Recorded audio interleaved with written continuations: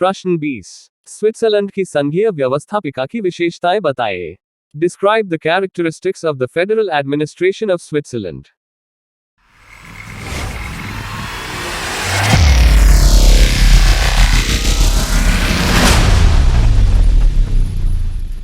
उत्तर। Switzerland का संघीय विधानमंडल, स्विस फेडरल लेजिस्लेचर। यह द्विसदनीय विधानमंडल बाइकैमरल लेजिस्लेचर है।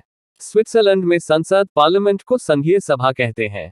इसके दो सदन हैं। निचले या लोकप्रिय सदन को राष्ट्रीय नेशनल काउंसिल तथा ऊपरी सदन को राज्य काउंसिल ऑफ स्टेट्स कहा जाता है। 2000 के संविधान द्वारा संघीय सभा को संघीय संसद फेडरल पार्लियामेंट, राष्ट्रीय परिषद को प्रतिनिधि सदन हाउस ऑफ रिप्रेजेंटेटिव्स और राज्य परिषद को सीनेट सेनेट नाम दिया गया है। स्विस संविधान के अनुसार जहां तक जनता के तथा कैंटनों के अधिकारों का अतिक्रमण नहीं होता है, राज्यमंडल की सर्वोच्च सत्ता का प्रयोग संघीय विधानसभा करेगी, जिसके दो सदन राष्ट्रीय परिषद तथा राज्य परिषद हैं। स्विस संघीय सभा एक अत्यंत शक्तिशाली विधानमंडल है। कार्यपालिका, संघीय परिषद तथा संघीय न्यायाधिकरण को इसके अधीन रखा गया है, परंतु यह ब्रिटिश संसद की भांति प्रभुत्व संपन्न शक्तिशाली संस्था नहीं है, क्योंकि जनमत संग्रह रेफरेंडम के द्वारा इसके निर्णयों में परिवर्तन किया जा सकता है। संविधान के संशोधन के लिए भी लोगों को संघीय सभा के पास प्रस्ताव भेजने का अधिकार है। इससे स्पष्ट है कि वहां के नागरिक संघीय सभा द्वारा पास किए गए कानूनों में परिवर्तन कर सकते हैं। ये बड़ी अच्छी बात कही आप। संघीय सभा के दोनों सदनों की शक्तियां बराबर हैं। Professor C.F. स्ट्रांग के अनुसार स्विस संघीय सभा वहां की संघीय परिषद की भांति एक और दृष्टिकोण से भी अनोखी है, क्योंकि इसके दोनों सदनों के अधिकार एक से हैं और निचले सदन की शक्तियां किसी दृष्टि से ऊपर के सदन से अलग या कम नहीं है। स्विस संघीय सभा या संसद की विशेषताएं। Features of Swiss federal assembly और पार्लियामेंट। स्विट्जरलैंड के संविधान के अनुच्छेद 71 में स्विस संघीय सभा की दो मौलिक विशेषताओं की चर्चा की गई है। 1. सर्वोच्चता। 2. द्विसदनात्मकता। 1. सर्वोच्चता स्विट्जरलैंड की राजनीतिक व्यवस्था में संघीय सभा की सर्वोच्चता है। यह स्विस जनता तथा कैंटनों के अधिकारों को छोड़कर संघ की सर्वोच्च शक्ति का उपभोग करती है। इसके द्वारा निर्मित विधि पर कोई आपत्ति नहीं कर सकता, लेकिन जनता को यह अधिकार प्रदान किया गया है। अमेरिका में न्यायपालिका को व्यवस्थापिका द्वारा बनाई गई विधियों की समीक्षा का अधिकार है। समझ रहे हो?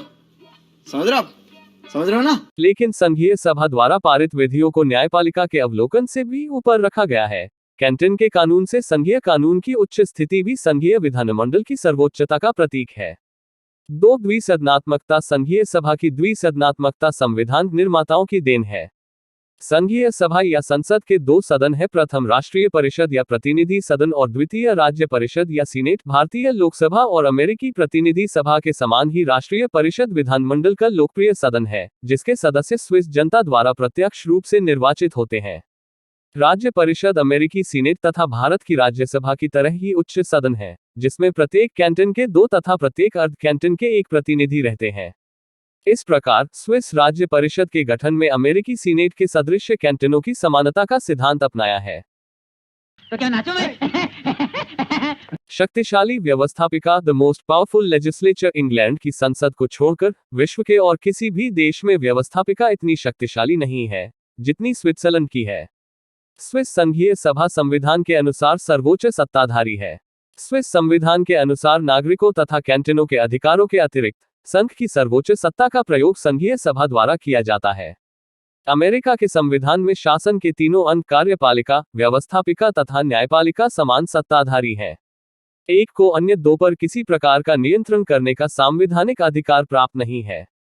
भारत में भी सर्वोच्चता संसद के पास नहीं है, क्योंकि संसद द्वारा बनाए हुए कानूनों का न्यायिक पुनर्निरीक्षण सर्वोच्च न्यायालय द्वारा हो सकता है।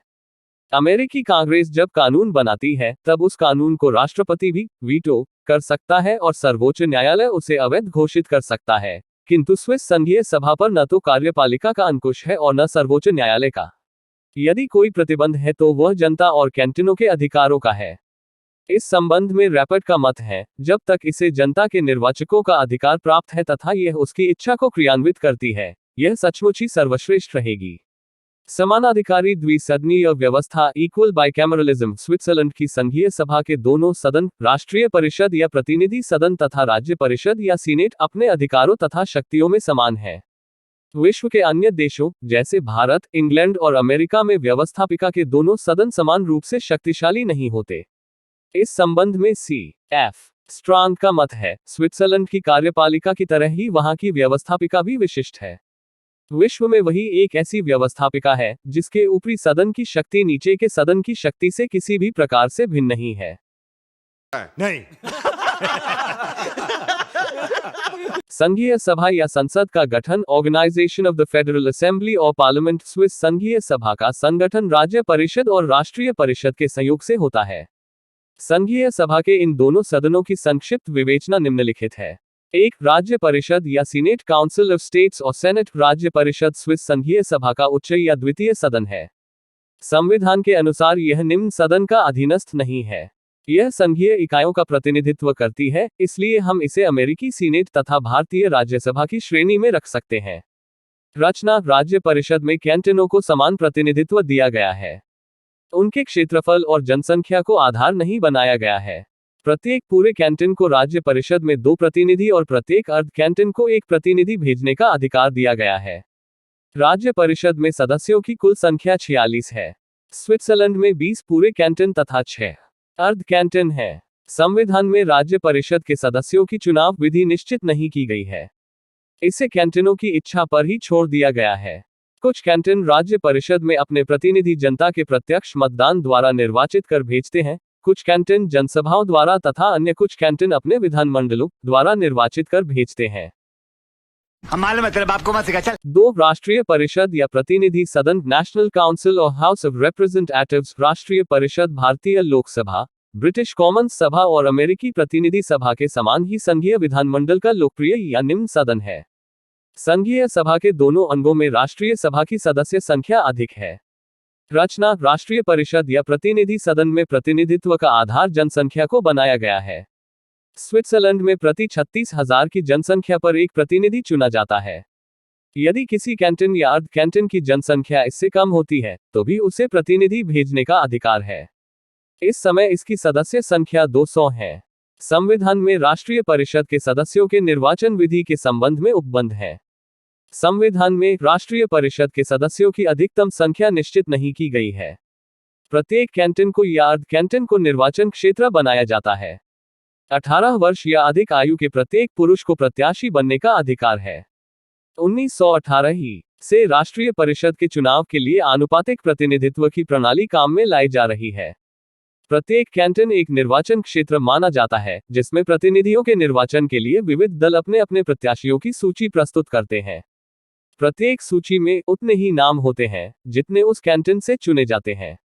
आनुपातिक प्रतिनिधित्व की प्रणाली का प्रयोग उन कैंटनों में होता है जिनमें 1 से अधिक सदस्यों का निर्वाचन होता है। ए चुप है। मम्मी मेरी शादी कर दो जून या जुलाई में, मम्मी मेरा दिल नहीं लगता कॉलेज की पढ़ाई में।